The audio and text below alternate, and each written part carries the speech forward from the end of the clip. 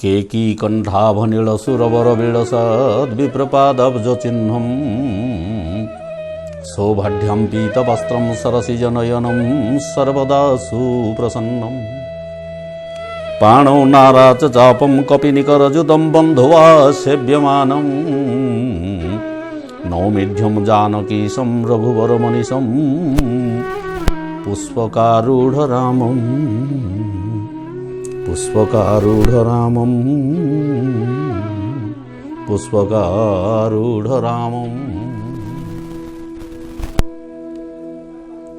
हे भगवत पिपासु सज्जन मंडली, आजिर कथामृत होछि भक्त एवं भगवान,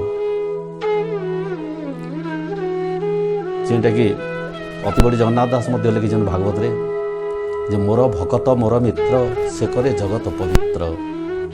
से भगवान एवं भक्तर আজি कथामृत। दिने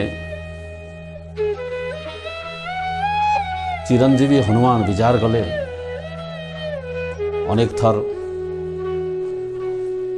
राम रावण युद्ध होइछे, मु अनेक युद्ध के जाइछे, युद्ध सरीगला परे मो प्रभुंकर मोर दर्शन नहीं पावा, केन दर्शन पाइमी, से रामंकर दर्शन केन मिलवा, से चिंता कले। करू करू करू करू से हूँ अंतर्यामी ज्ञानी विचार कले जे कोदंडपुर बोली गोटे ग्राम थिला, से गाँव रे रामचरित मानस बसैकिरी पुराण पठन करा होतला। जड़े 60 वर्ष वृद्ध पंडित ब्राह्मण जड़े पाठ करुले। हनुमान विचार कले जे आज रामचरित मानस सुनवार लगी इच्छा अच्छे, मोर प्रभुंकर दर्शन निश्चय मिलवा मते। विचार करी करी करी करी से चिंता कले जे जदि हनुमान रूप से जीवी ताहले तो लोक तुम मत देखले डरबे, काण करमी बोले से गोटे वृद्ध अति दुर्बल ब्राह्मण रूप धारण करी से धीरे धीरे धीरे धीरे जंगल भितर चली चली आसले आसले माधवपुर के पहुँचले। जितेबाला आसले बहुत लोग बसिक रामायण शुणुछन, समस्ते एकदम कथामृत मुग्ध होइछन। जितेबाला से ब्राह्मण रूपी हनुमान पहुँची गले गले भगवान पाखरे साष्टांग मुंडिया मारले। जेन पंडित गाउथिले तांको मध्य जगह मुंडिया मारले। लोक मैंने देखले जन वृद्ध ब्राह्मण सांगे सांगे गोटे आसन देले। आसन रे हनुमान रूपी से ब्राह्मण बसले और रामायण शुणिले। किछि क्षण शुणला परे सही दिन विषय वस्तु सही दिन कथामृत होउची जे रामंकर अंगुरीय नेकिरी हनुमान लंका अभिमुखे यात्रा। जो कवि लिखिछन से रामायण से लेखा अच्छे जेपरी भाव से मुद्रिकार वर्णना कराई। हनुमान सब शुणुछन, देखले से मुदिका नुहे से अन्य प्रकार वर्णना होइछे आ से निजे नहीं जो मुदी तार वर्णना होची बहुत अलग। शुणी शुणिक से जिते सह्य कर नहीं पारे मने मने मने मने से विचार कले एपरी तो मुद्रिका मुझे नहीं। अरे बही रे पंडित गाउछन के एंता मुद्रिका बोली ना पाखे बसला लोक मैंने चिड़बिड़ी गले बोले हो गोसाई महाराज तुम जो शुणवार इच्छा आज शुण हो, जदि शुणवार इच्छा नेन ताहले जो भाई कहीं अजथा चिड़बिड़ौच। से जगह से भक्त हनुमान टिके रागी गले आ उठिक सागे सागे पलाले। भक्त हनुमान से जगह उठिक पलाले एवं भगवान को स्मरण करते गले। प्रभु हे अंतर्यामी हे मर्यादा पुरुषोत्तम राम, मत एंता मुद्रिका नहीं लंका नहीं जाई आज कहीं मिछ जिनिस लिखाई पुराण भितर लोके शुणुचन मो शुणवार लगे तो भल ना लगला। प्रभु बोले से रागी रागिकी जंगल भीतर के पलाउछन। किछि समय परे भगवान पुरुषोत्तम रामचंद्र विचार कले अरे अरे अरे अरे आज मोर भक्त रागी गला, निश्चित ताके तामने सांत्वना देवारे पड़वा। विचार कले और से जंगल भितर गोटे सरु रास्तार हनुमान जाउछन याडू जंगल भीतर के आ सियाड़ू से मर्यादा पुरुषोत्तम रामचंद्र से मध्य धीरे धीरे सियाड़ू गोटे ब्राह्मण रूप धारण करके आसुछन। उभयंकर रास्तार भेट पड़ला। जितेबाला भेट पड़ला भगवान रामचंद्र काण गले नाना नमस्कार नाना नमस्कार। हनुमान टिके मुड़ के टेकी देले टे रागरे तांकर मुह पूरा लाल हो जाइए किसी उत्तर भी नहीं देले। से रामचंद्र कहले हे नाना कहीं तुम मुँह तो राग राग बाहर दिशे पूरा लाल हो जाइए कहीं कहीं ना घटना कण नाई हो बहुत दिन रु मो रामायण सुनवा लगे इच्छा थिला जे सुनवार लगे चाहते चाहते देखली से गाँव रे रामायणटा बसा ही आज मु गली सेन के सुनवार लगे लोके मते सम्मान देले मु बसली सेने किंतु आजिर जो कथामृत रामंकर जो मुद्रिका नहीं हनुमान लंका अभिमुखे यात्रा करिछि से मुदिर वर्णना कवि जहाँ करिछि सेटा बिल्कुल मिछ मिछ केनतारी मिछ होला से निश्चित भाव सेटा हेतिबा। फिर राम ये सब कहबार द्वारा राम कहले हनुमान टिके रागी गले नाई हो सेटा मिछ। से जगार से रामचंद्र रूपी ब्राह्मण बोले है ना सेटा मिछ बोली तुम के जानल सेटा निश्चित भाव होता सेंता मुद्रिका नहीं हनुमान निश्चित भाव लंका के जाइथिबा जार फल कवि लिखिछन से पुराण उपरे। से जगार हनुमान भक्त काण करे जेते बेले तार संकट पड़े से रागी जाए भगवान को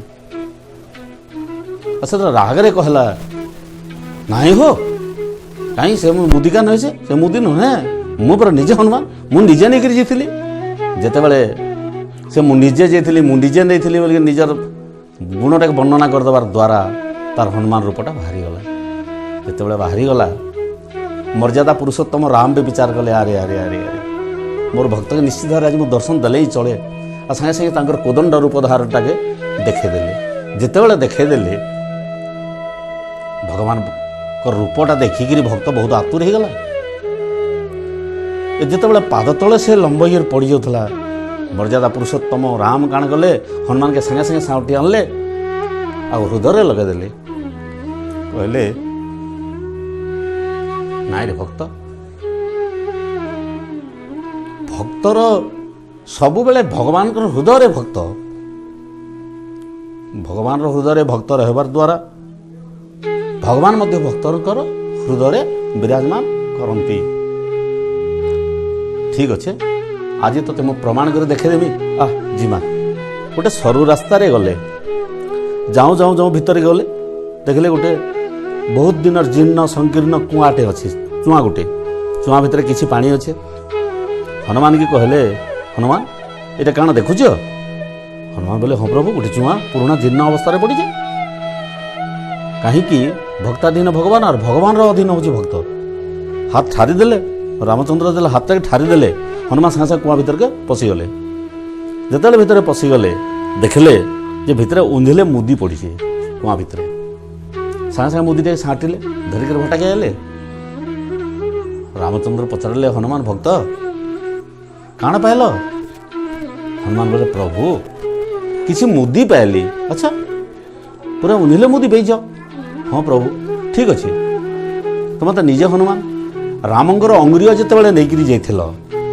से मुद्रिका हेतु अच्छे क्या देख तो हनुमान चिंता कर खोजिले खोजु खोजु पाईगले देखले जे तांकर से राम नाम अंकित मुद्रिका अच्छे हाँ प्रभु अच्छे अच्छे हाँ ठीक अच्छे देख आज जेन पुराण रे शुणुल जेन मुद्रिकार वर्णना सेटा मध्य अच्छे क्या देख हनुमान पुणी खोजिले ताके खुजु खुजु पाईगले देखले से मुदी सेंता रूप रंग से राम नाम अंकित होइचे से चेहरार जेनता वर्णना होइचे पुराण रे से मुदी अच्छे तापर हनुमान बोले हाँ प्रभु आजिटा भी अच्छे अच्छे तो कहीं विश्वास नहीं कल तुम्हें रागी जाऊल कहीं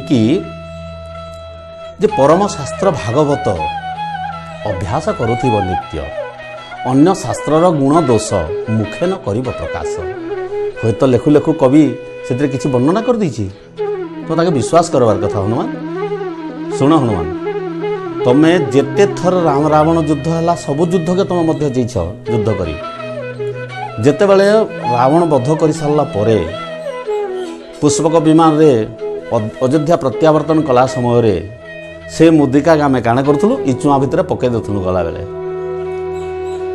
तेणु इथिरे जेते मुद्रिका पड़ी हेते राम रावण युद्ध हो सारा हे भक्त हनुमान तुमको थरे बार लगुचे এটা ବାରମ୍ବାର ବାରମ୍ବାର ରାବଣ ଯୁଦ୍ଧ ହେଉଛି, ବାରମ୍ବାର ସେଇ ସୀତାହରଣ ହେଉଛି, ବାରମ୍ବାର ସେ ରାବଣ ବଦ୍ଧ ହେଉଛି ଏବଂ এই ରାସ୍ତାରେ ପ୍ରତ୍ୟାଗମନ କଲାବେଳେ ଏ ମୁଦିଟାକେ ଚୁଆ ଭିତରେ ଆମେ ଛାଡ଼ି ଦେଇକି ଯାଉଥିଲୁ।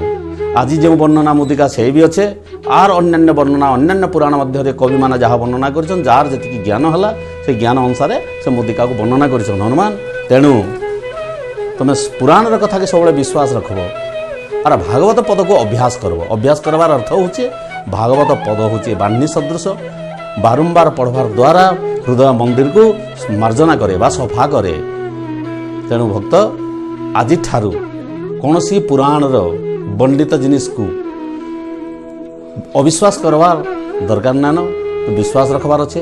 ପ୍ରତ୍ୟେକ ଶାସ୍ତ୍ରରେ ଯାହା ଯାହା କବି ଲେଖିଛନ୍ ସେ ହେଉଛି ମାନବ ସମାଜର ଉଦ୍ଧାର ନିମିତ୍ତ, ମାନବ ସମାଜର ଜ୍ଞାନ ଲାଗେ ଏବଂ ମାନବ ସମାଜର ମଙ୍ଗଳ ଲାଗି ଲେଖା ହେଇଛେ।